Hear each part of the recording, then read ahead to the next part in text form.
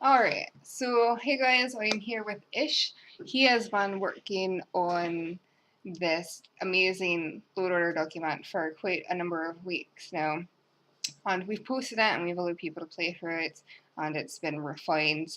And I felt that it was important to do a video so that people can auditorily hear what's going on. Sometimes when we're reading stuff, we glaze over it, and we can sort of expand on ideas. If I've got questions, or there are points that Ish can bring up that I haven't thought of.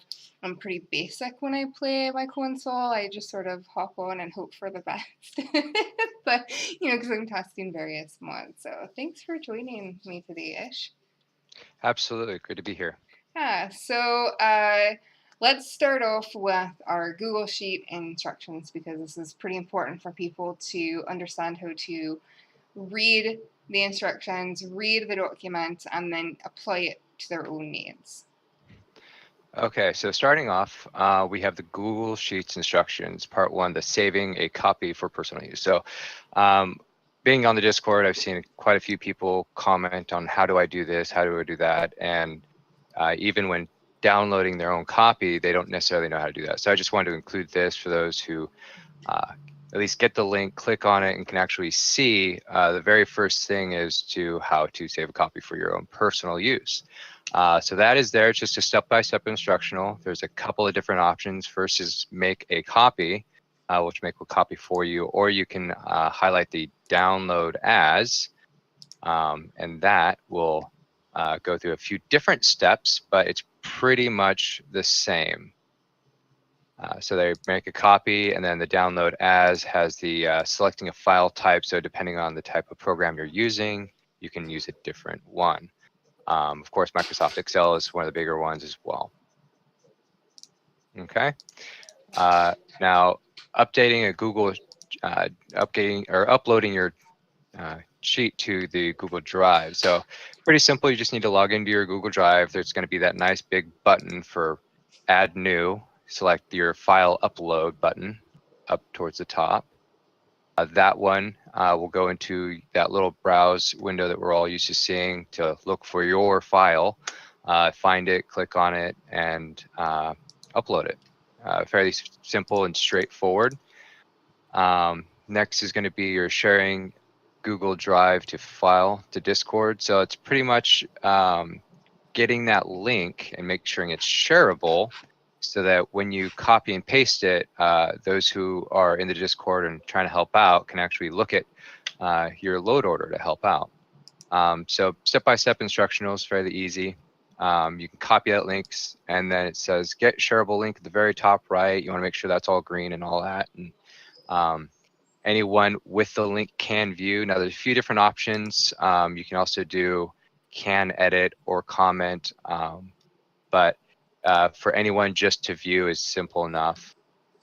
Yeah, don't ask me to edit your own spreadsheets, please. I have enough of a workload.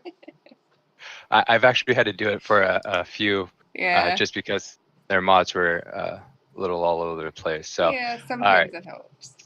Sometimes. Otherwise, I'd fill up the Discord with edits. All right. So editing tips for spreadsheets. All right, so this one, these are just a few rules that you want to look at when going into the logical load order template and modifying it for your own needs. So we gave a little bit of space for each different section, but sometimes you're going to run more,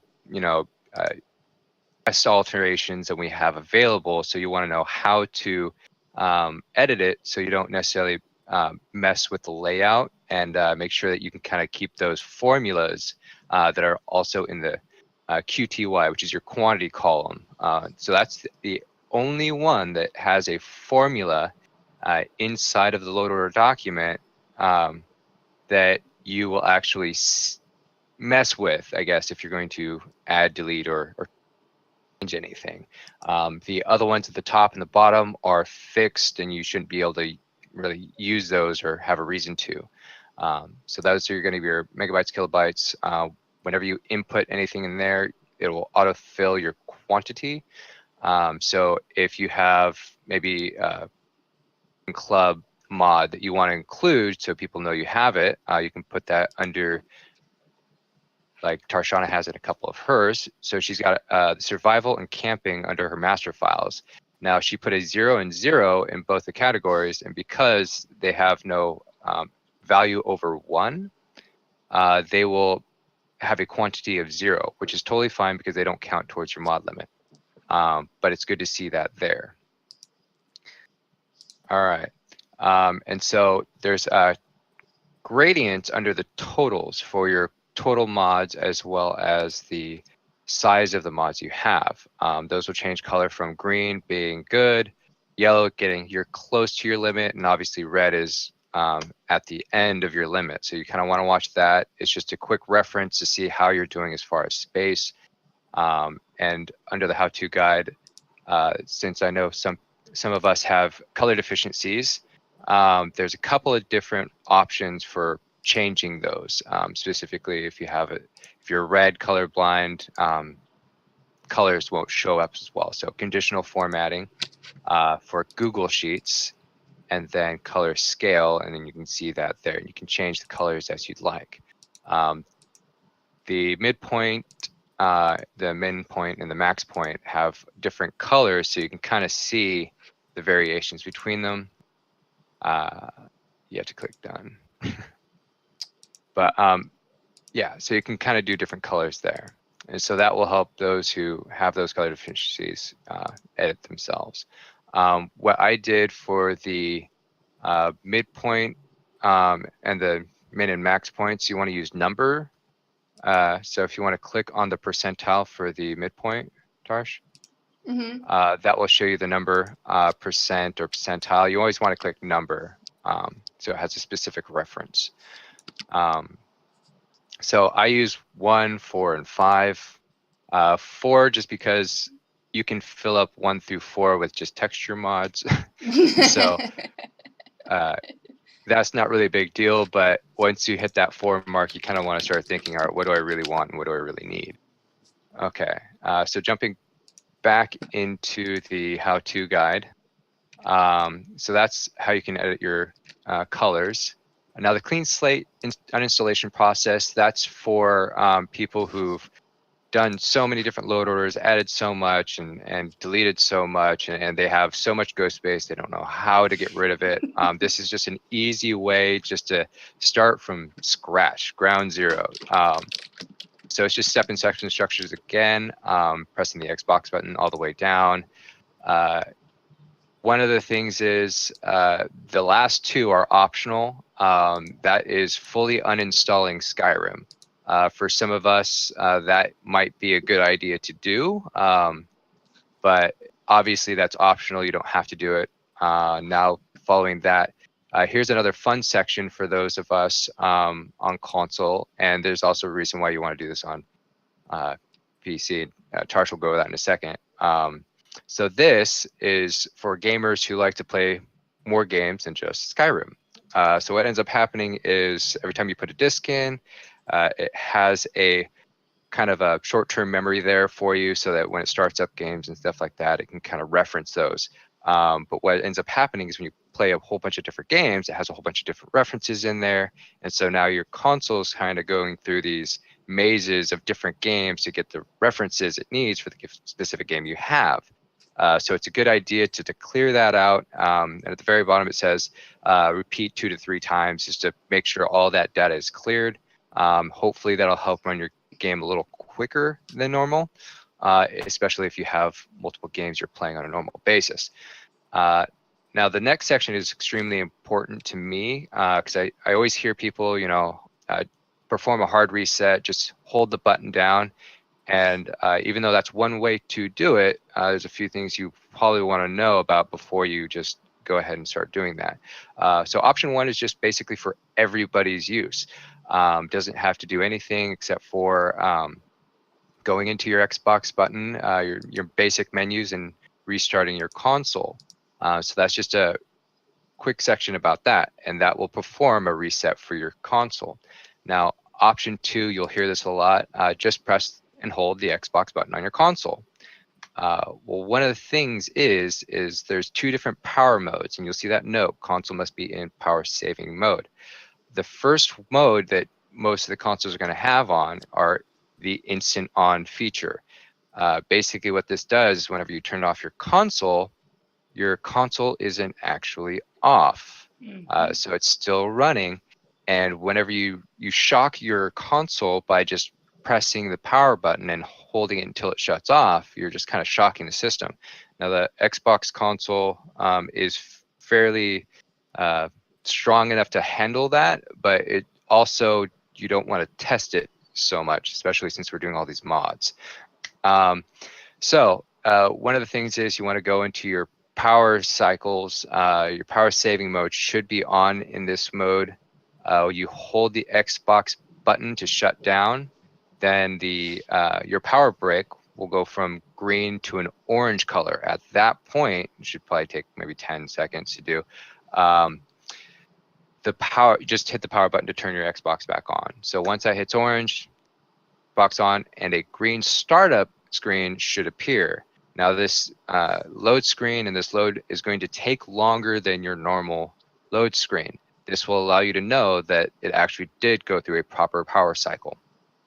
And then the third option is generally used in conjunction with the second option. Again, your console must be off and in power saving mode, to both be in opposition and the power saving mode. So that's important. This one, you unplug it from the back of your console. You don't have to unplug the power cord from the wall, just from the back of your console is fine. Wait 10 to 15 seconds and put it back in. It's fairly simple. Yeah, it's this is no different than what PC users have to do. There's for most of GPUs, that's, you know, because in of course the console has a GPU as well. Always, how are you rendering images?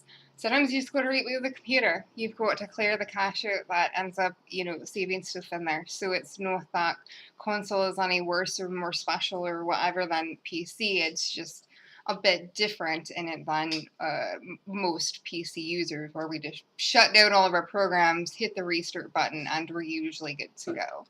The console has a lot more to it, actually. It's a lot more nuanced, I've noticed. Okay, now moving on to the adding, removing, and updating mods. So the first one is just a standard installing a mod. So what you want to do, obviously beforehand, you've gotten your sheet, you kind of cleared out your cache if you needed to, and now you want to start putting mods in. At this point, you should have your load order built, so you have an idea of what's going into your load order and all of that. So at this point, go into Skyrim, you select your the mods section, and then you start downloading mods according to your load order. Now I talked with Tarshana about this a little bit on whether or not you want to do them one at a time in groups, or if you just want to do it all in one. And she said it's typically fine just to do it all in one go. She does it as well as some of her fellow Marauders do. So not a bad thing just to go ahead and just load them all up in order. If you don't feel comfortable with that, obviously you can just do them in groups. And then, of course, exit, which allows the game to pull all those mods that you added to your game into the system. That's finished. Close Skyrim, and then perform that hard reset. Now, updating mods. Now, typically, what a lot of us have done is go into the Skyrim, go into mods and all that, and we go to update a mod, and we update it, and we think everything's fine. We jump into our game, we do all the steps, and next thing we know, all of our grass is gone, or something weird has happened.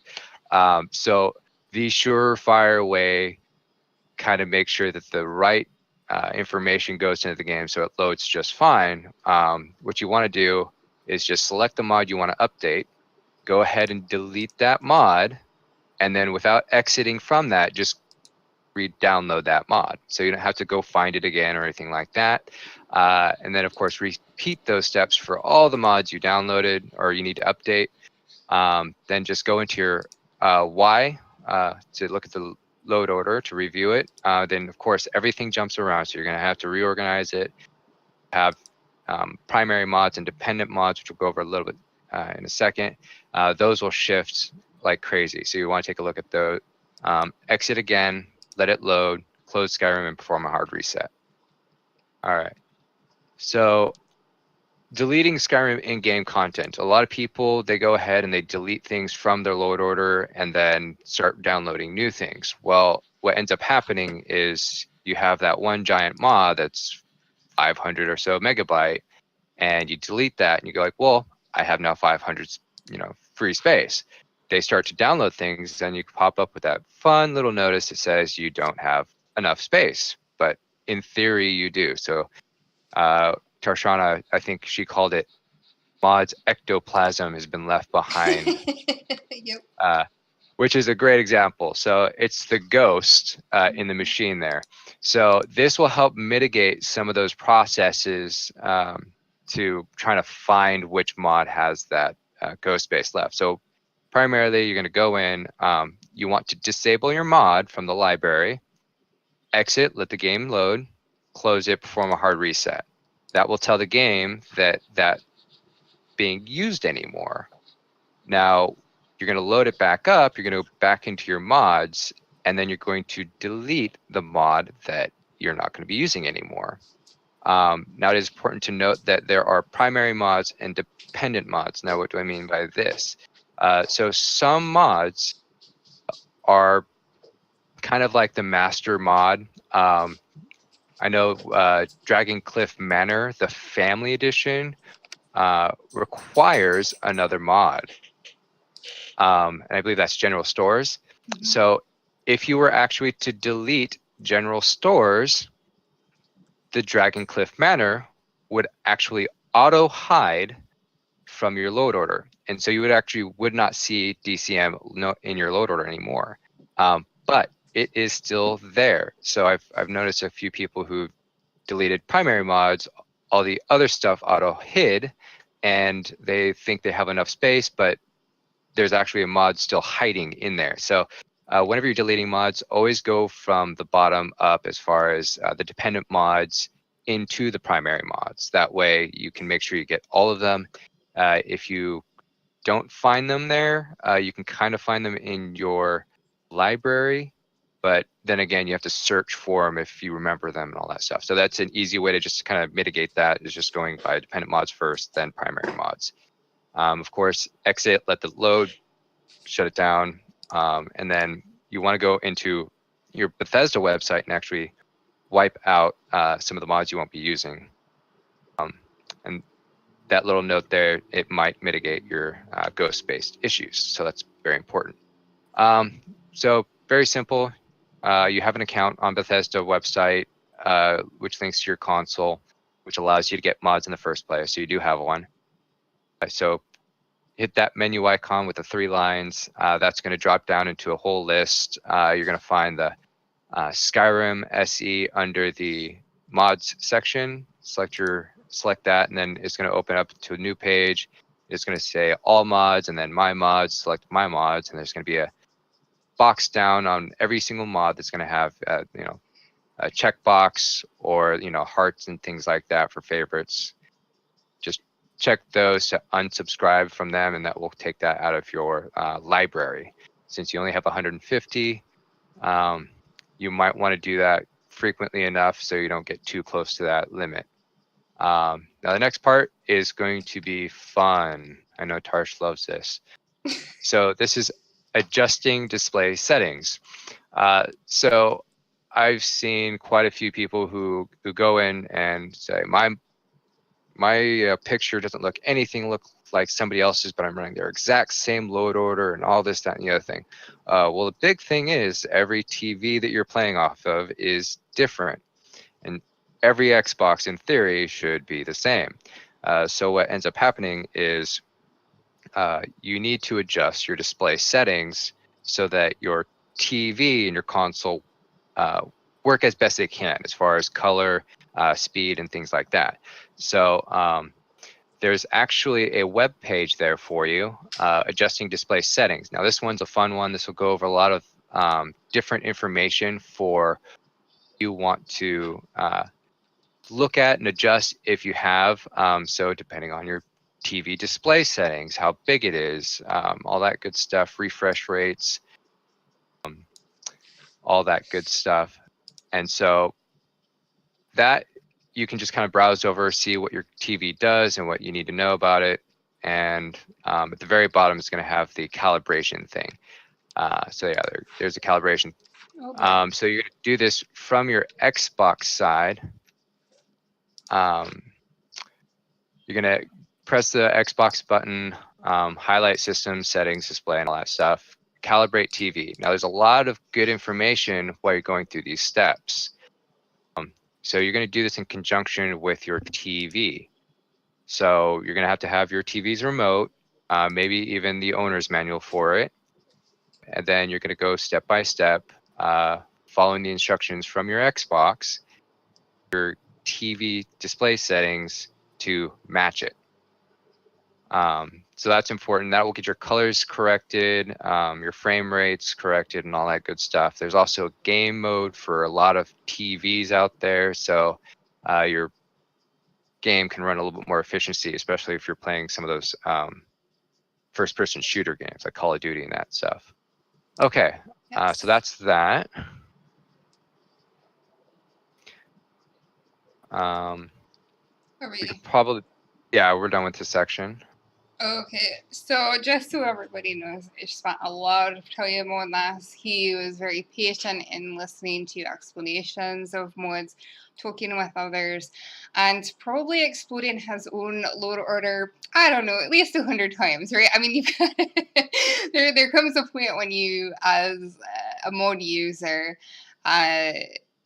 explode over and over until you figure it out. And sometimes you have to perform voodoo to make things work. People will say, oh, this isn't working. I'm like, reset. Just keep resetting till it works. Sometimes there's no logical reason for why stuff foobars. And all of this is very helpful information. The power saving mode was a huge thing for me. I didn't even realize that my Xbox was in power saving mode until I read it. So all of this stuff here is not fluff. It's very thorough, so make sure that you've gone over it. And please calibrate your display settings. Stop thinking that mods can fix your ugly TV screen. That's all I gotta say on that. So let's go over our section definitions, and Ish put up a LO philosophy and guide. So why don't you just run through these? Okay, so the whole idea behind the philosophy and guide is just to kind of get people in the mindset of what they kind of want to think about when building their own personal load order.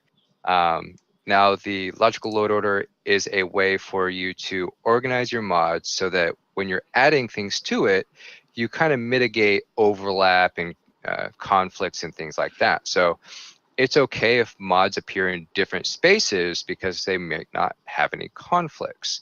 So just kind of keep that in mind, because mods do move around, especially if you have other mods that might touch each other in different aspects and you want to see one, yes, giggity, one more than the other.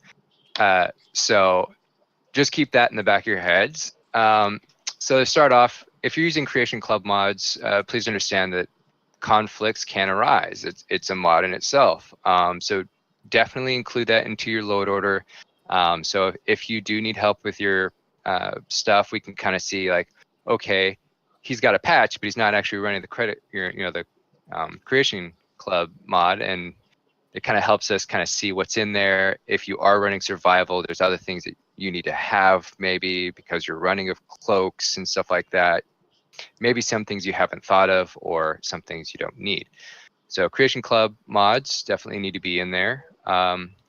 So here's a big thing. Always do research. I'm a big guy into research. So thoroughly read your mod descriptions just to understand what the mod does, and so you can place it accordingly, because placement is what matters. Again, mods can move from different sections, but it's always best to at least have that mod in that section to start with, so we can kind of have our ideas of what needs to happen with it.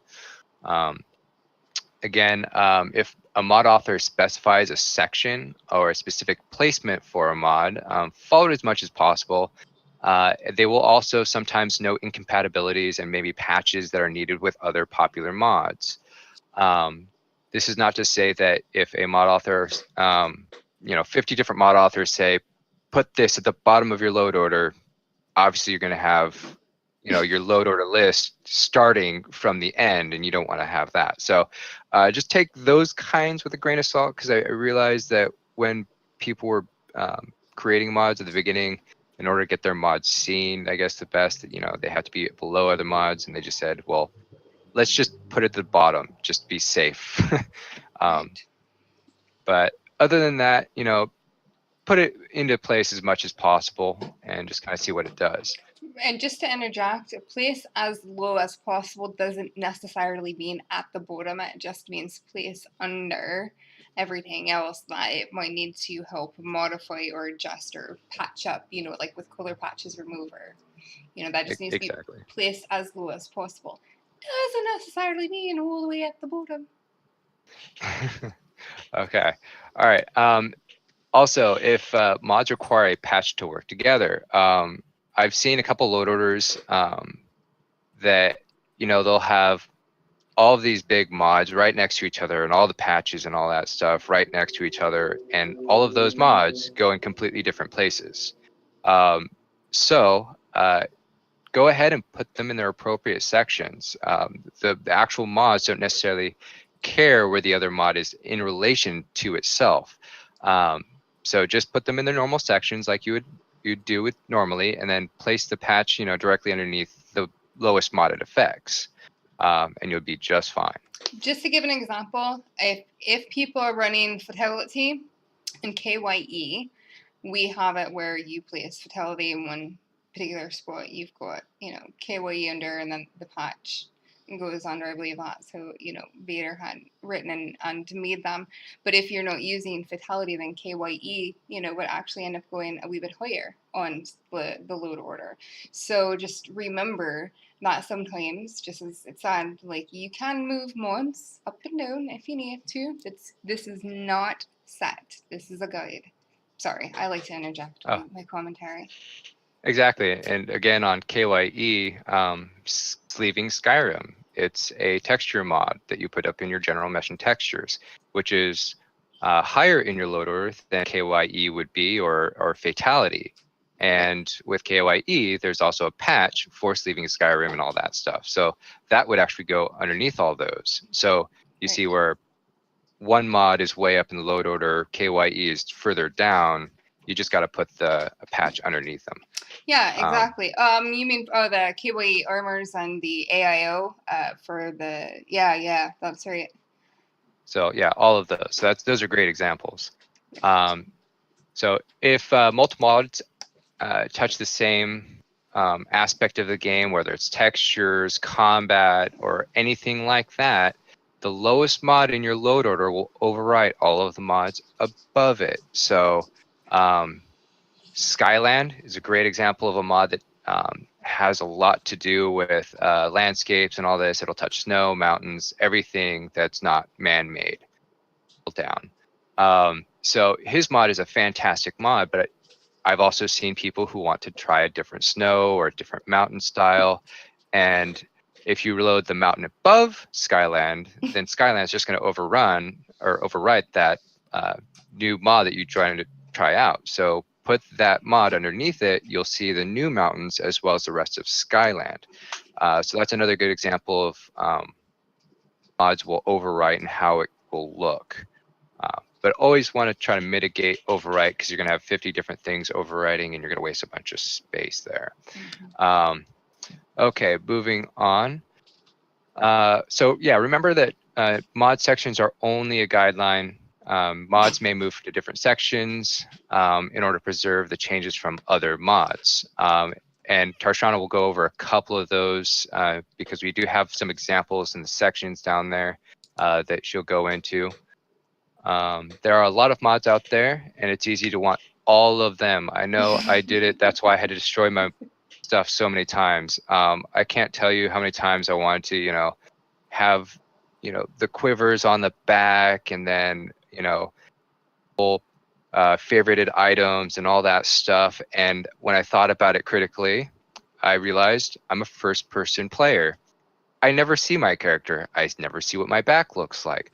So in theory, I actually never care about what these mods will be doing for me in game because I'm never going to see it. It's for the NPCs, which don't care.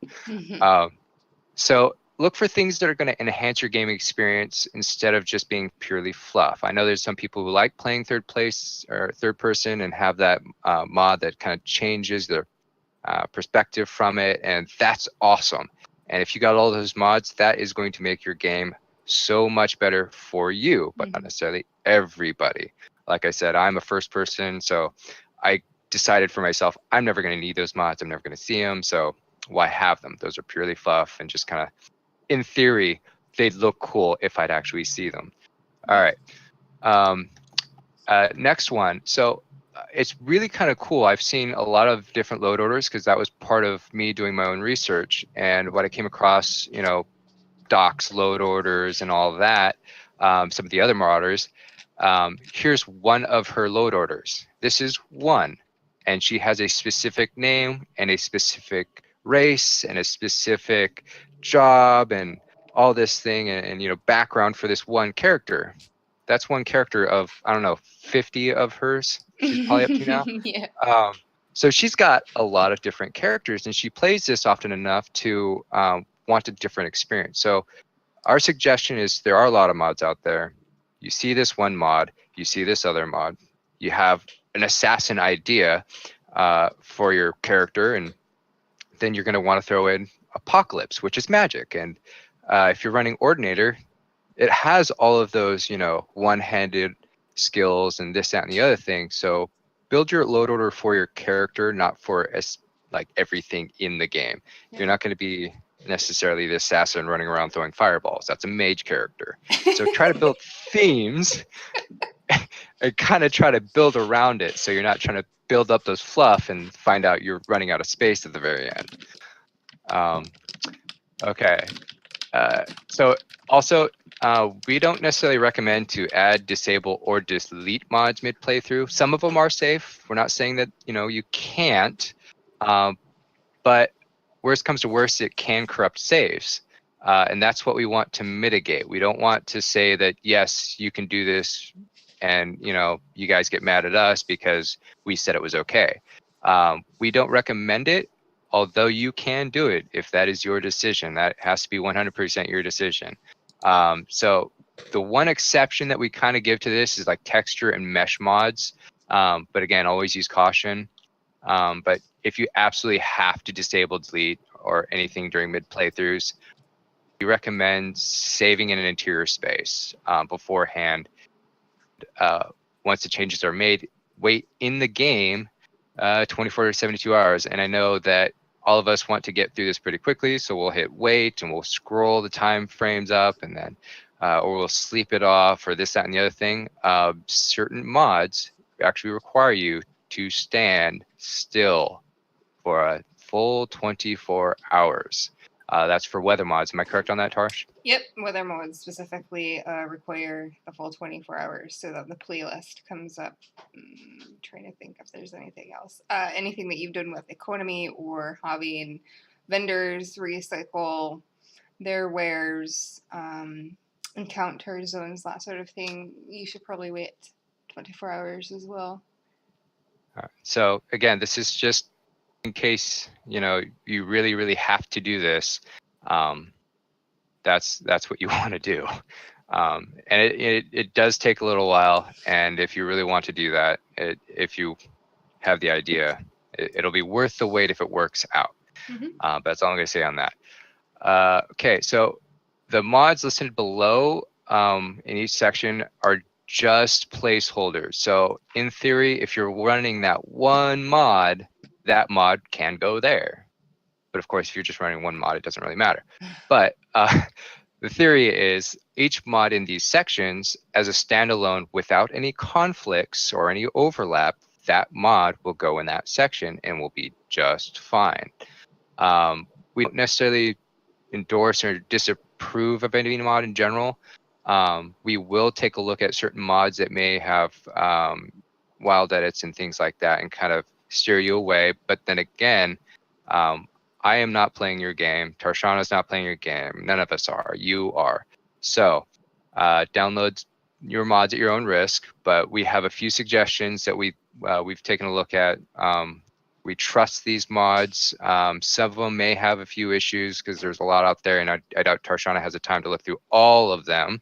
But it's a good starting point. So Tarsh, actually, let me go over it just real quick. So my little blurbs here. So remember that Okay. mods are a gift to the community. So don't take them for granted. Enjoy a mod. Make sure you rate it. Mod authors love to see, their mod doing well, and that's one of the ways they can kind of see that is if you do that. Again, mod authors never intend to make a mistake, and even if a mod does have a wild edit or is somehow dirty or something like that, they didn't necessarily mean to mess up your game. It happens. They're people too. Don't get mad at them. If you want to report something, always, always, always be respectful to the mod authors when contacting them or commenting on their mods. If you empathize with them instead of criticizing them, you'll likely get better results. And all I mean by this is if you make a mod author mad, they might stop making mods, and God forbid Tarshana stops making mods. That'll never happen. You guys can hate me until you're blue in the face, and I'll keep creating mods. Yeah. So just be, mindful of, these are people too, and Tarshana was gracious enough to bring me into some of her world, and holy crap, that stuff is complicated. You like things that you part? and I would never think of there, and will change the game dramatically. And a 1 and a 0 in computer language means everything. So when you look at it from their perspective, it's easy enough for some to miss something or make a mistake. So if you do find something that's a little off, just nice about it and let them know. And hopefully they get around to fixing it. But other than that, I think I'm going to let Tarshana go over some of the mod sections with examples and some of the definitions we came up with. Yeah, okay, well, so I had to, back in when I was coming over, just as a brief history, when I was coming over to do console work and I read this other guide, I thought, oh my god, I can't believe that console users have to be so specific in loading mods. And I was like, oh, these poor bastards. I mean, they have to do all this crazy stuff, and they're putting all these mods here at the top, and on PC we actually put them lower. I was baffled. I thought that the console and the creation engine and all this stuff was just like all convoluted and so different, so it could run. I was looking at Vader's load order, and then I got my own Xbox to fuck around with, and I'm like, Jesus, criminy on a cracker, it's not this complicated. That's not how mods run. And people can say, oh, you're spoiled, you have a PC. It is up to mod authors providing mods, whether it's console or PC, to look at them in Xedit and say, this is conflicting with that, or the other thing, this is what it edits, this is where it needs to go. Because area edits are very critical to the game. You want to place them lower just for landscaping and that sort of thing. It just makes more sense. So going through the very original logical load order was just common sense of modding because I've been used to it. And then, Dot had this beautiful spreadsheet. I'm like, Jesus, we just need to use that. So I pilfered that from her, and then, Ish built on top of that. And so a couple of things we decided to do was, for master files, or files that always load at the top. 9 times out of 10, they're going to tell you, use SAP as a master file. Is it Campfire or Frostfall that's the master file, and which one is the one that gets added on? Campfire is the master file. That's right. Frostfall is the That's dependent. right. I like to get those confused. So, oh yeah, there it is. The campfires are at the top, general stores. The Creation Club mods go right under the master files in alphabetical order. That's just how they go. So it's like one of them's like CC something something survival, and that goes. And then you've got the player home, the arcane accessories. They all go alphabetically. There's nothing you can do to change them on that, and you can't get rid of them. For PC users, we can just flip them out of our data directory if we want to. Unfortunately, you don't get that.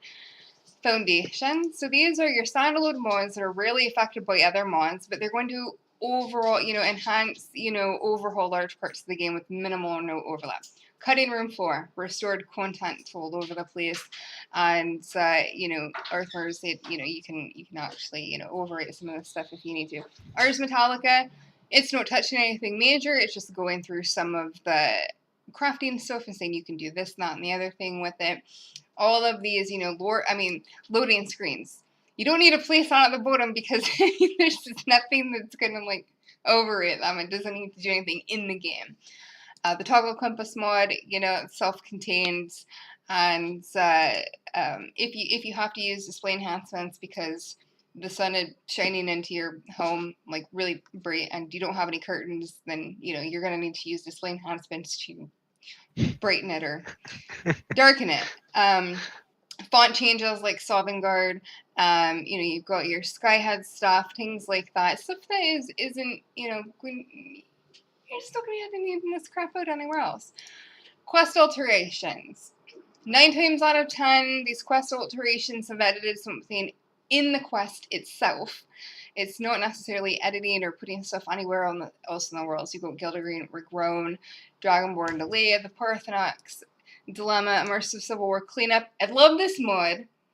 The person who did this was so genius. That's such a small thing. And just you go talk to a person, it's a dialogue, and say, let's clean up or whatever, and the enable markers, and boom, everything's cleaned up. Just beautiful. Just beautifully done. Those are the types of quality of life mods that I love seeing. You've got the quest markers and let's see, seed build. So these are just added in your vanilla quests and stuff like that. Pure crafting items. These are items that aren't being placed anywhere in the world. Just boom, just go and craft it. You're good to go. Game mechanic changes. So we're talking about basic overhauls that don't require lower position because of other mods that might overrate them. Standing stones or shrine alterations are good examples. So when you've got, the Andromeda doesn't actually physically edit any of the stones in the world. So it doesn't really care. So we've also got the disable snow shader. Is this the one that we looked at the other day? Yes. It's the ini edit, right? Yeah, so it's an ini edit that just makes sure that it's just set to 0.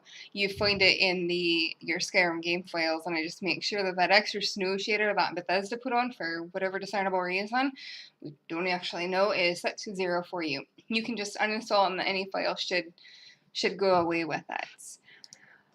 Leveling and perks are the same thing. Just so we are clear, let me explain. Leveling is what we call an after value. If you're swinging your one-handed sword or axe, one-handed anything all over the place, you're going to earn points on it. It's saying, oh, you're becoming better and more proficient at this. After a while, you get a perk because you've swung and hit X amount of times. You get a perk point to put in there.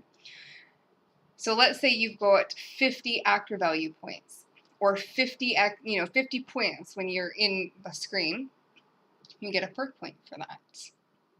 Now you might have been leveling alchemy and you've got 4 perk points, but if you don't have X amount of after value points in your one-handed, you can't actually put a perk there. So leveling progression changes and perk overhauls edit the same stuff. This is why Clever Leveling has an Ordinator patch. If you have a level progression change up here that doesn't go with your perk stuff, you're not gonna get those benefits. Just remember. And on that note, that includes immersive leveling. Immersive leveling does not have a patch, as far as I know. Right. And of course, being so new to this, I was running immersive leveling underneath Ordinator because they were editing some other things. Things were reverting to vanilla, and so I reverse them. But of course, if you reverse them and immersive leveling comes before Ordinator, in theory, Ordinator removes all of the edits that immersive leveling is doing. So she was like, you just got your placebo effect and thinking that anything changed. So very, very important to make sure that you have a patch between those two things, a leveling change as well as a perk overhaul. So yeah, go ahead. Yeah, and that was something that I didn't really look at until Blade said, I want to have a really good leveling mod one, for armor, because it takes forever to level up armor, especially with Paladin. I was looking into it, I'm like, oh Jesus, we've got to make a patch for Ordinator. So there you go, learn something new every day. Someone has no idea, you look at stuff, bada bing. Magic additions and overhauls. You know, these are mods that are going to add brand new spells. They're going to modify what's already in the game, or your shouts. So when it comes to, you can also, if you wanted to do like certain potion mods that are, or even food mods that are actually editing the magic values that you put. So food, when you eat food, when you drink a potion, it's all magic fact stuff, right? So you can put those edits there, or you can put potion and food edits into item and level lists. I mean, you know, actually, where do we have this one? The item attribute and effect changes, if you wanted to do that, just depending on what kind of mods you're running. Level loot list. We're talking your MLU. You've got your dynamic dungeon loots, and I actually have the creation kit up here. I've been working on Divine Alchemy actually, so I'm going to show you guys real quick what a level list looks like. Okay, so here's your level list items. Okay, these are what is getting edited behind the scenes. All right, some of these go directly on actors and don't go into blacksmith. Some of them go directly into blacksmith. Vendors, so you've got, you know, your vendor item blacksmith. So this is enchanted armor, if it'll show up. And in each of these, you know, you end up getting, you know, your items inside, and they've got sub lists and this, that, and the other thing. So, you know, you've got your tier 1, your tier 2, 3, 4, so on and so forth. And so MLU overhauls that. So number 1, when you're on a quest, you get the max results. Summer Mist, because there's so many items when you're talking about enchanted items, cannot do that by script. So, you know, you have to have that patch for MLU and Summer Mist, or you'd never actually see them. Sometimes I call it Winter Mist, and I'm so glad I didn't fuck up there. You know, anything that adds this stuff, you know, to it. And a lot of people like MLU. It's a staple. It's been around for a long time. And one thing I just want to show real quick. Mm-hmm. So if you look at all the names and all of that to all of these mods, I went back into Bethesda, you know, and I looked up every mod that we have in here, including those on each of those load orders that you see on the right. Mm-hmm.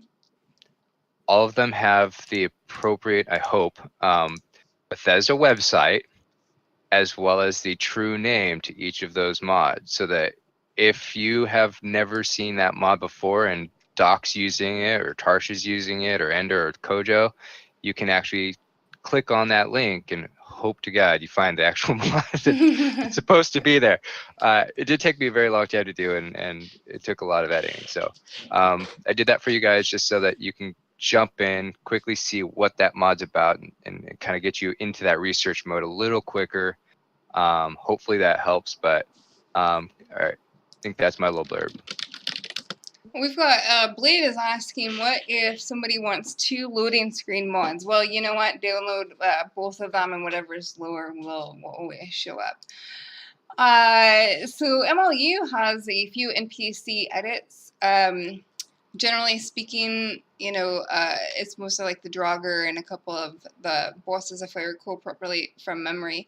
And Skyrim Unleveled is one of the few pure NPC level list edits. And you can just pop that under, and all of the changes that Operator Cactus has, you'll be able to have that as well. Rebalance encounter zones and level actors. The cool thing about this mod is what it edits is fully compatible with Skyrim Unleveled and Marleau Ultimate. So even if you'd actually put it in another location, it's still going to work. I really like the mod. I like using it with MLU instead of SU if I need that extra bit of space.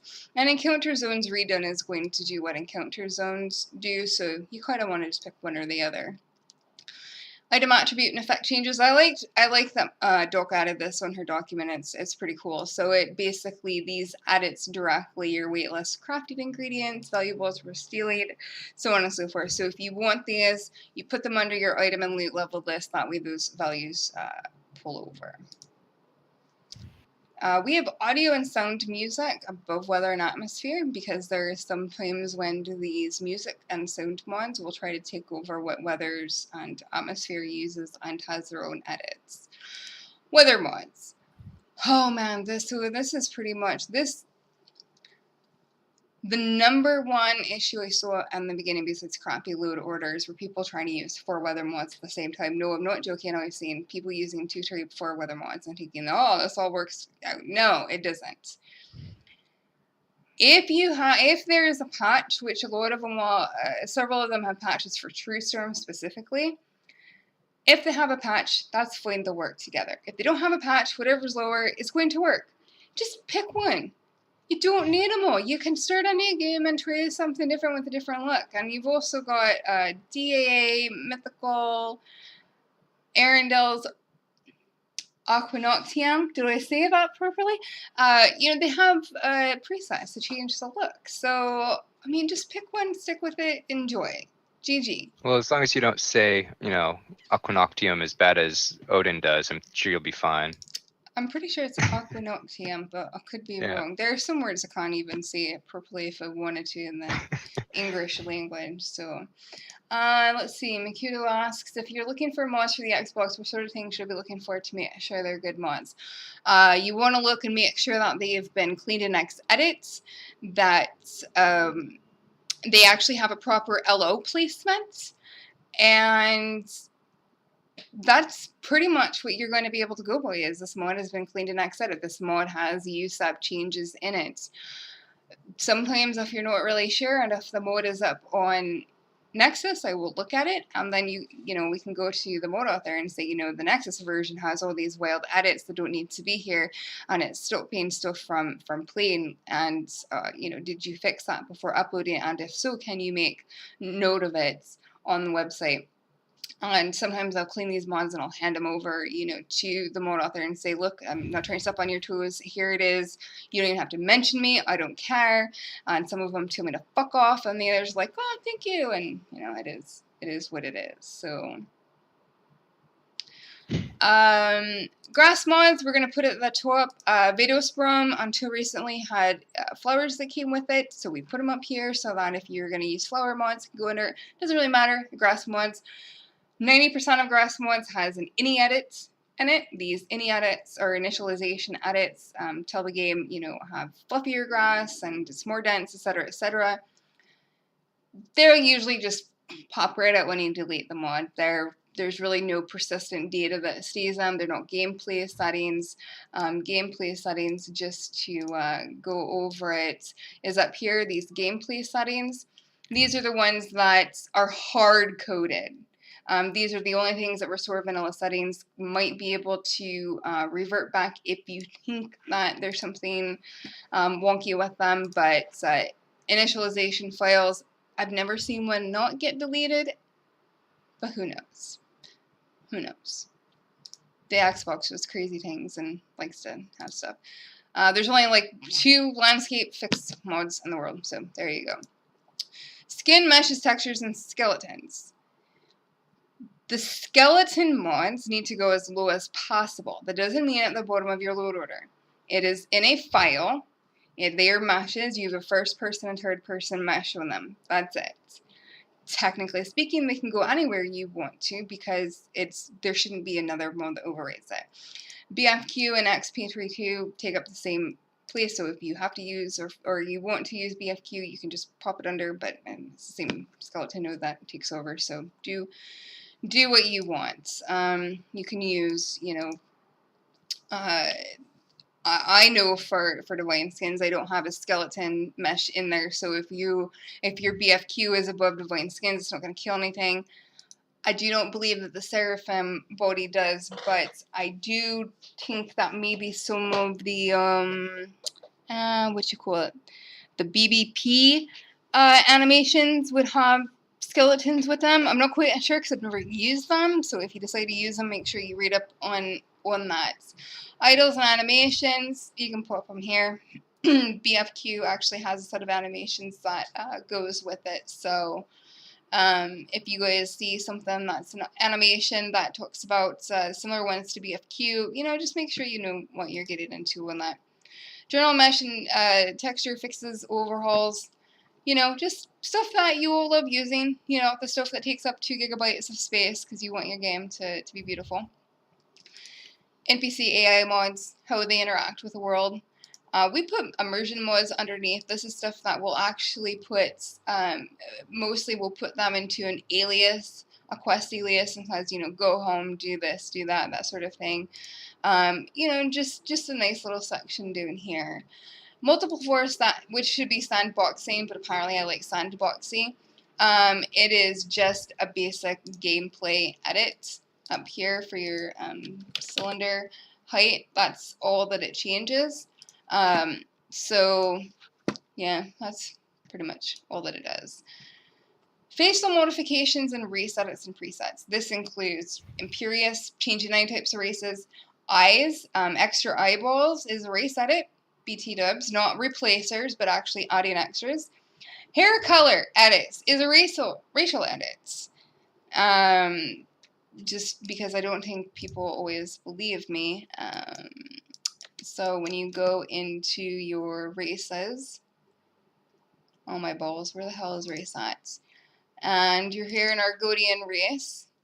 So basically what we have here, so the face data, what hair parts they have, their nose types, their hair colors, skin colors, makeup colors, the presets, what's the other one? War pants as well. All of that falls under race. All of it is all under race. And that's only because specifically all those are added to that one race.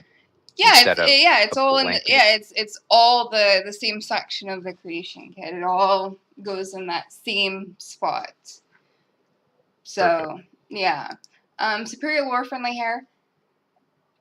I believe this one is meshes and textures. You can put it here with this just because it's easier for everybody to see what you have going on.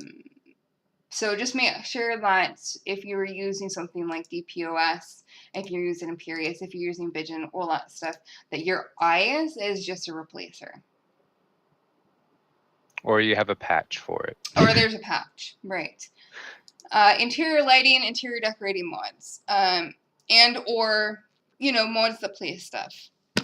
ELFX, Divine Interiors, ELE, Amulets of Skyrim because it's stuff placed in that Bitter Solitude room. Pretty self-explanatory. And I do kind of want to go over the definitions on that one because we did talk about the ELFX Enhancer and what that does to weather mods, if you want to go over that. Right. So ELFX Enhancer, only the Enhancer module, edits some of the image spaces that weather mods use. If you are going to use the ELFX Enhancer, I would suggest putting your weather mod underneath it. That way you get the full effect of the weather mode itself. Otherwise, you will end up with inconsistent outdoor views. However, if you're using ELFX, interior, exterior, weathers, and enhancer, it doesn't freaking matter. They all work, his mods work together. So just remember that it's just the enhancer, it's the image space modifiers, and you can just pop your weather mode underneath it. Remember, load orders are not static.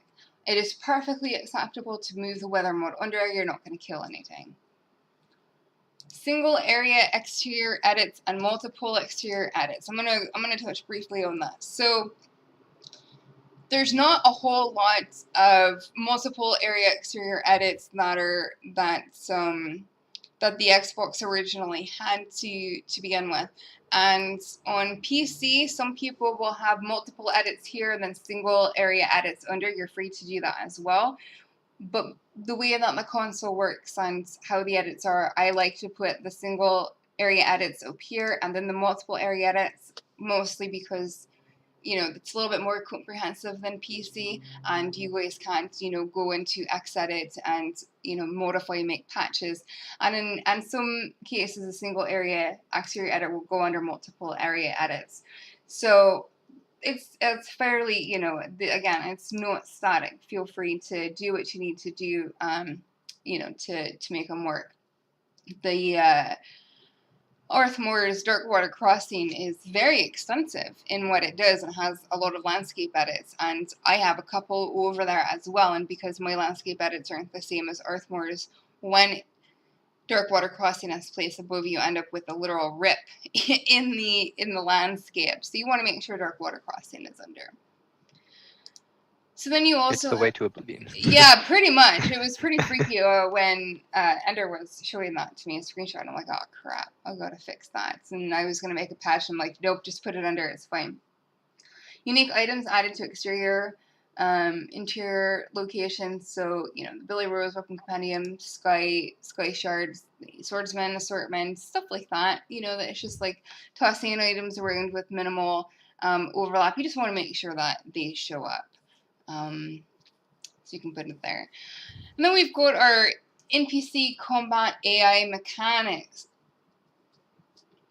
I don't know there's, your combat movement stuff, just put it all under here, make sure it's far away from all the other NPC stuff, because combat mods are important and you want to make sure that this is what you get. And as an archer, my favorite mod, no bullshit AI projectile dodge. Right? Yeah. Just got to give a shout out for that name. Yep.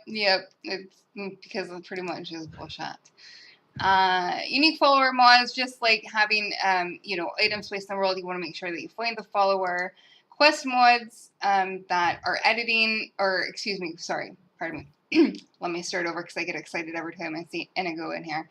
Quest mods that are going to be adding, NPC additions, area edits, stuff that is more encompassing. You could put Inigo, immersive, Coolidge, NPCs. Hunterborn has one minor edit. I like to put it down here. It just makes sense. It's quest. There you go. You've got realistic water 2. So realistic water 2 edits cells. Okay, it edits the water flow data. You can put it here because this is the bottom of your area edit. So no matter what anything else edits areas, the water flow data will be realistic water 2, because that's what you have the mod. It's not just the gorgeous textures, but you also are getting it because you want, calmer water, you want it flowing east instead of west, whatever it is. So it just has to go underneath your last area edit. It doesn't need to go all the way super duper bottom, just the last area edit that you have so that the cell data is proper. We put map mods here. They have textures that go with them that make sure that the map sees everything that, it's textures. Bottom of the LO, especially is mods. So alternate start is put down here because it edits so many different things. You need to make sure it's there. Mannequin stay put goes under. I'm actually going to be doing an update soon because I know that they're still having problems, and you can put it here, or just like Realistic Water 2, you can put it under area edits. Your map markers, RDO, and fix restore vanilla settings. Pretty much it. All of every other stuff that you're used to seeing. So what happens if you have a mod that does two things at the same time? Whatever it edits that goes lower in the load order, that's where you put it.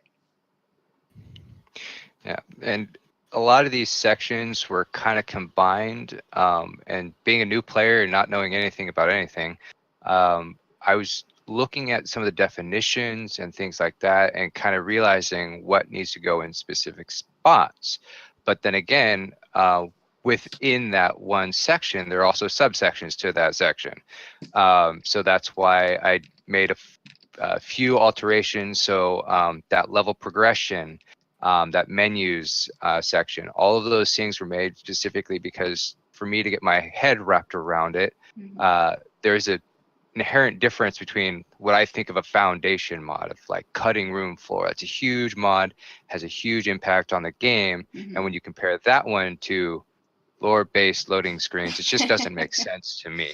Right. So I found it a good place to say, hey, this is a subsection, but one people may not realize, like I was looking at, and I pulled that one down. Same thing with level progression changes. If you're running clever leveling, you're going to have that before Ordinator, especially with the patch in order to get those changes to have effect. So it just helps you kind of organize things just a little better. Yeah, And same thing. And so one of the things that we actually talked about that I haven't brought up yet, Thunderchild. So Thunderchild it edits. It's a shout, but it edits areas, so Yes. it's down. Yeah. Yeah, so it's technically because shouts fall under magic additions and overhauls. So you would think, this modifies, shout powers. But Thunderchild, when I was talking to Doc, adds pillars around the world for your shouts. I've never actually played the mod, so I can't go into technical detail. And I'm sure someone's going to say, why haven't you tried it? I've never actually played a Dragonborn. I've been running around the game doing all this other stuff, and I actually haven't started the main quest because I've been trying to figure out the Dark Brotherhood and the Teens Guild quest because I've never done them. So I don't have any Dragonborn quest mods going on right now. I'm testing other stuff, so that's why I don't have any extra information on where all of the pillar locations are. So you can't ask me and stuff. So yeah, let's go on to the actual templates. So the template is not just logical, but it's magical. I love this. It has been such a huge help for people. The formatting is just absolutely wonderful. It helps you when you're filling out your files on the modes that you want for your play. You know what you're getting into beforehand, and then you can pop it into the Discord. And myself, Ish the Hopeful here, Doc, anyone else who's got really good information behind them, from the Marauder site or otherwise, they're gonna say, oh, by the way, you can do this, you can do that, you can have that there, whatever, and just polish it up. And it's really easy. So if you've got more than we've got 1, 2, 3, 4, 5 sections here. So you insert your row. And you grab down here, you see of your X here, you pop that up, you've got your 0 here, that way whatever quality you put in, so you've got, master file, numero uno. I don't have a little curly in there, and it's 254 megabytes, and it actually fills out on its own, and I just tried to do it. Yeah, so you just erased. So see what she did there? She accidentally erased the function that cell is supposed to have. And that's the only cell, in theory, that you'll ever really have to deal with. So if it's missing the function, all you have to do is take one of the cells with it. So going underneath, get that little plus sign, you scroll up. And if you want to look at the function, so just select on the function there for me. Okay, so it says equal if. So the if is the function. What we'll do is if the megabyte section or the kilobyte section, which is, respectively the B5 or the C5, that will actually, if there's anything in there, it will insert a 1 into that number. That's only if it is greater than 1. So that being said, if you have a CC mod file, you can actually put zeros in there. It won't change the quantity or the size or anything like that. So that will help. So you can select the cell and scroll up or down. Yeah. I broke it.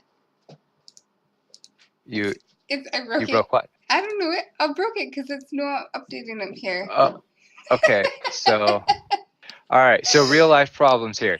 Okay. So this is good because now we can show them how to fix when you blunder. Okay. So the row 1 only has the equals function. So whatever is down below actually holds the master function. So if you scroll all the way to the bottom, and what I did was I actually froze the top 2 panes so that while you scroll down, you'll still be able to see them. So scroll down, Tarsh. Mm-hmm. I'm scrolling. Oh. Okay. Oh, wait, it came back up here too. I guess you have to have more than one mod before it'll do anything. I don't know. I did a foo bird, man. Look. Okay. So delete the kilobytes because it only needs one to register, and Yeah. you're only going to use one. So now that one it just isn't registering one of those. I think it's this All right. one. Yeah. No. I just spelled numeral bad. Okay. See, All right. it's So not updating. go down to the one with the one in there. Sorry. What am I doing? And then Oh. select the cell, scroll up because that one still has it. There you go. So that adds 2. Now don't touch that. Go down, bottom. All right. Now select on spaced use under megabytes. That one. Uh-huh. All right. So that one has B5 to B217. So what we're going to have to do is change B5 to B4. Because that is the start of our sum. Okay, so there that go. Now do the same thing for the kilobytes just to make sure that one's there. There you go. Wait. All right. Yeah, so that one's 4, that one's 5, so we need to change that one. Okay. So the B and the C only refer to the column, and then the number refers to the row. So as long as we make sure that those are correct, that's good. Now the 1, now you see how it says D5 again? You want to see that as D4. Aha! And there you go. That's so smart. On the Not fly really. fix. Yeah. So But- so if you screw up like me when you're inserting your rows, that's how you get it, and you just scroll down to the bottom, top left hand where equal sum right there, and then you can change that there. So Yeah. So I kind of broke it, but Ish fixed it. I can mod. I can't spreadsheet though. that's how it goes. So there you go on that. I love this. It's super helpful, and I ended up, so my original load order that I had with the spreadsheet, I didn't even bother with website stuff, but I quickly realized how important this was for myself, to make sure that I'm reading these mods properly too. Because if I decide that, I want to do a perk mod, I need to download mods that, will or won't work with it, and why it won't, and if I maybe need to make a patch, something's not overpowered or underpowered or so on and so forth. And, there's a lot of mods out there that adds armor around the world. Well, is it clean? Is it dirty? What does it do? And so, you know what? Have a link to your mods, please. It helps me out. I don't always know what they are. Yeah, and it helps everyone who's reviewing. So, I'm not here on my computer 24/7 looking up every mod that you have. It's nice to have that there. Mm-hmm. It will help us help you with your load order in a more efficient manner, and kind of give us a heads up of what you're trying to use and why. Just a quick reference. Yeah. So it's like, I still, like, what do you wait? I'm like, I don't know. Would I wait for what? And it's to reduce the carry weight of firewood, wood chopping axes, and pickaxes. So if there's a mod that edits the number value on it, let's say it makes your wood chopping axe do 10 more points of damage because you want to walk around pretending everybody's a tree, then you need to figure out which of those 2 mods you actually want to use. Also, another note, so you have at the very top, and they're scrolling with you, the Xbox version. For now, that's quite important, because the X needs a little bit more TLC than the X, or the regular Xbox and the S. Immediately when we see the X, a few of us know certain mods you don't want to run together because for some reason the way the memory allocation just gets borked and things happen. Yeah. Makes me cry. It does. So, it makes me cry. I mean, I spent 6 months with various people testing stuff, and there's there's no logic behind it. So Yeah. so yeah, you guys, just remember, you always have a how-to guide here. If you can control F and say I need to know how to delete something, and you can quickly find the various delete forms that are on here, your section definitions with different stuff. And my load order is pretty basic right now. You notice I have almost a gigabyte free. That's actually been taken up by some testing mods. So it's like my load order right now is testing against primary, popular mods that people run, and then it will be changed because I'll need to add other stuff that people use and see how it works. Duck is very much story orientated. She sticks very clear and true to what she wants to accomplish on her game. And Ender is pretty much, he's pretty set on like the survival type mode, everything looking really gorgeous and, having places to visit and just camping along. And he likes having children, so he's got to make sure he's got the homes and the stuff. Kojo, I've learned quite a bit from him. He has things like the Dark Brotherhood for the Nice Guys. That's pretty cool. So, and there's also like your notes section here that you folks can put on if you've got questions on stuff. And if we're not awake during the day and you just want to write like a note there, so yeah, you'll be able to write notes there and ask those questions and stuff like that. Tell notes. I don't know what that is. Let me look. See, I get curious what people are using. I'm like, I want to know what this is. The small house with Dwemer Telvanni style. Oh, that's cool. So it's near Hilgernstone on the way to the Everside. What's here? Very cool. Very, very cool.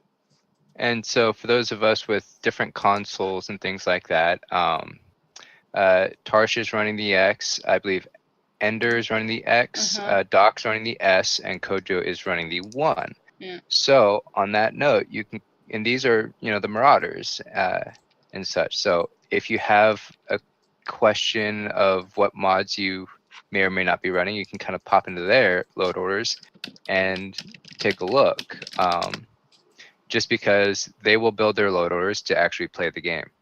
Yes, I've been playing the game. It makes me a better mod author. I love it. I've really been enjoying myself. So yeah, Kojo has a question. What about adding the equation to new cells when you need to add rows? So that is when you go. So that's what I did. So I did insert row. And see, when she adds a 0, it does absolutely nothing. Whatever. It doesn't. So what I have to do is we have to go down here. No, you actually have to go to the cell itself. What cell did I just load this to? I have no idea. Okay, there it is. There it is. All right. So cell in the quantity has the formula. And so if you drag up or down from either direction, you will actually drag that formula in. You could see under the formula how it changes by number. Those are not fixed to that specific location when you drag it. It will change depending on which cell you drag it into. So can I do like insert row and then I just hold all of these down and then I go like this and I pull it up? Yep, that'll work. Well, how do I know that's right? So then I have to go down here. Is this right? Remember, the only thing that's required for the quantity to be updated is a value greater than 0 added to the megabyte or the kilobyte. Well, I know, but how do I check that I just did this right? Just put a 1 in the kilobyte section. No. I know what I'm doing. You should never change the quantity section. See how it doesn't update? So you need to go back and change the formula. Oh my god, Tarsh is bad at this. There you go. So I didn't do it right. Well, you only need to add 1 value to, because in theory, a megabyte will include any kilobytes in its total. There we go. So there you go. Okay. So you can delete one of those. I did it. That's how you do it. Yes, there you go. So actually, don't touch quantity, folks. Don't touch it. Do not be like a Tarshani. Do not pull a Tarshani. If I could, I'd lock certain things, but I can't. I know. All right. So actually, Charles, do me a favor. Select the 215 that you just deleted. Okay, So grab that grab it. and then copy it down. Just a couple of cells. There you go. And see how it automatically will change for every single one. Yeah. And then it'll add all that up, so you can see at the very top, it'll tell you your mod totals as well as your overall totals. Because I love my audio to be 215 megabytes. I need all 5 of them so I can hear the dulcet tones of Celtic Witcher music. I don't know where I'm going with this. But, so yeah, so there you go. That's how you do it. Don't touch the quantity, just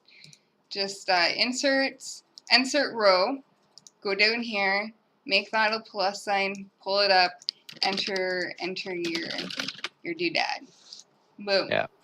People on that note, are going to be Google and Excel are different programs, even though they're very close to being the same. So there's tabs for Excel, and obviously the right click is a big deal as well. So if you are unfamiliar with Excel, unfortunately, I don't think Tarsh has Excel, so we can't showcase any of that.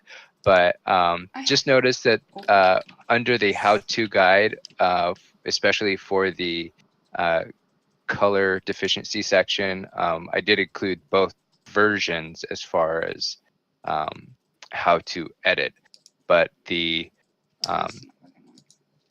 Excel version is very tab dependent. So depending on which tab you're on, it's going to give you different options. So yeah, like I said, select home tab and continue down from there. So okay, if people are using Excel, I guarantee they know how to do that. They have to, right? Like if they're actually using Excel, how would you know that when you use? Okay, you know what? Never mind, because I've used Excel and I didn't even know that until yesterday or a couple days ago. Yeah, but if you have any trouble, Google and YouTube helps out a lot. Yeah. Yep. Okay, so do we have any more questions about the logical load order system that we can help with, folks? Because I just want to make sure that everybody has a chance to understand how this works without feeling like they are being annoying. You know, sometimes people say, "Oh, I know it annoys you, but I've got a question," and it's never annoying to me. I just always feel bad and think, you know, I didn't explain it right on my page. I missed out on a piece of information, or you know, something like that. So I just want to make sure that people have all the right information, especially if I'm not around. I mean, weekends, I tell my marauders, you take off the weekends. Today there's like one little task that they're doing for Mist, but for the most parts, the weekends I give to the marauders, the weekends I give to myself. We really don't do a lot of testing on the weekends. This is my playtime.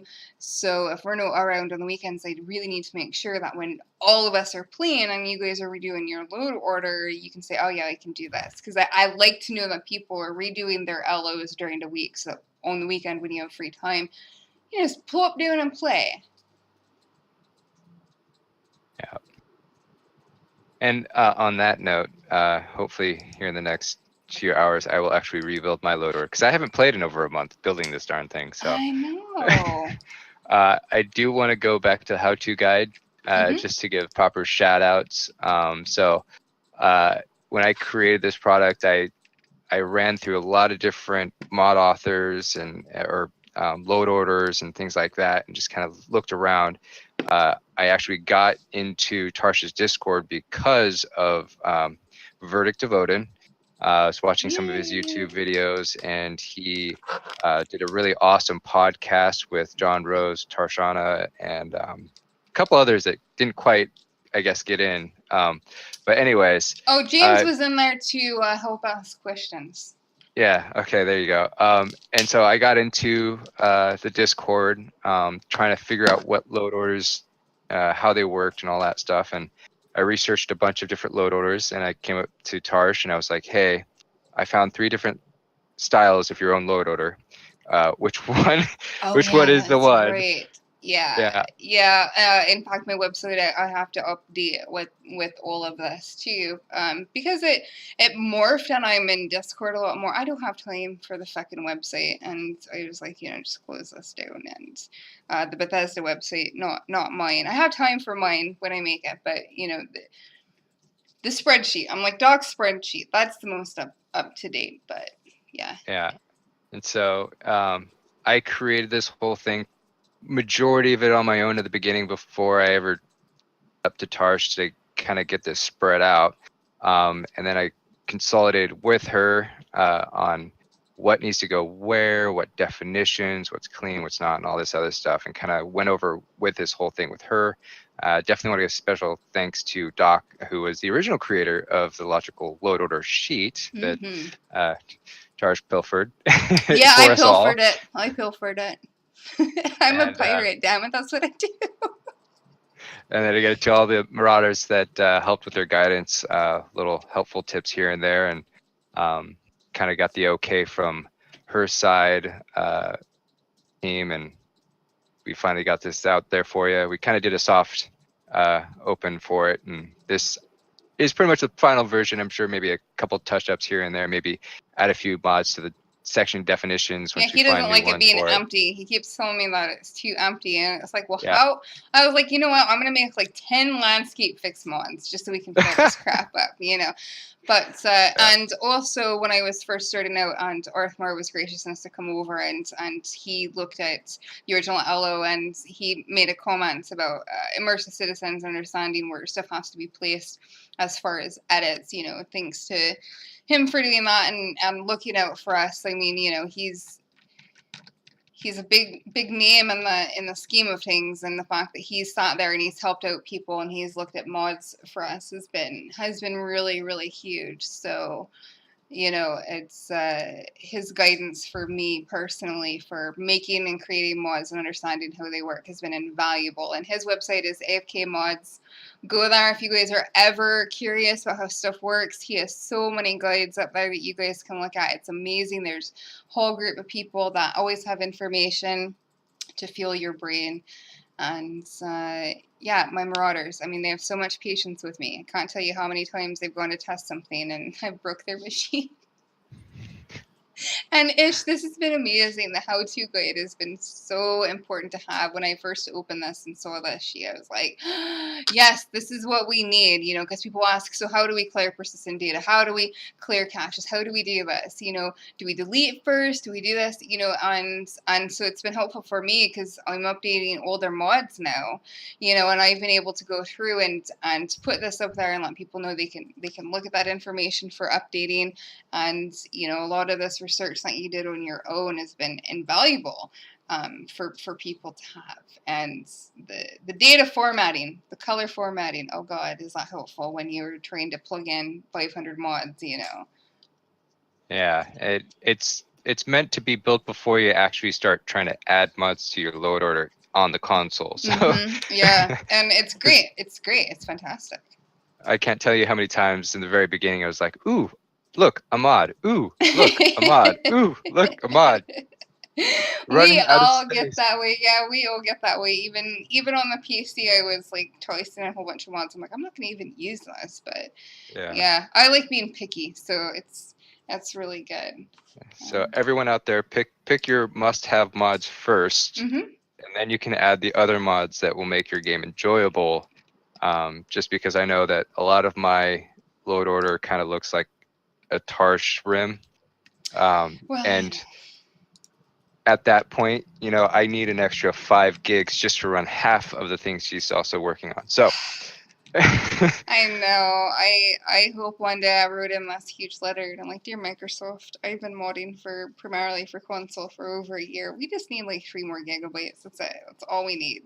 It won't do anything to downloading new games or anything like that. Just 3 gigabytes we need for just textures and meshes alone. That's it. Who knows? Maybe it'll happen. Yeah, and since we did see that little clip of Elder Scrolls the next version, that just means it might come out in the next 10 years. So we probably have a little time. Maybe. So Yeah, Maybe. I'll be modding on that too. So we're I, gonna close this. Oh, sorry, yeah. what was that? Oh no, I hope you're right. I hope they just at the very beginning add the mods to it, just open it up. But we'll see. Yeah, well, they did with Skyrim. I think it took them just a few months for, I don't really remember, All actually. right. I'm like, oh god, that was a long time ago. Now my brain just went blank. So it doesn't look like we have any more questions.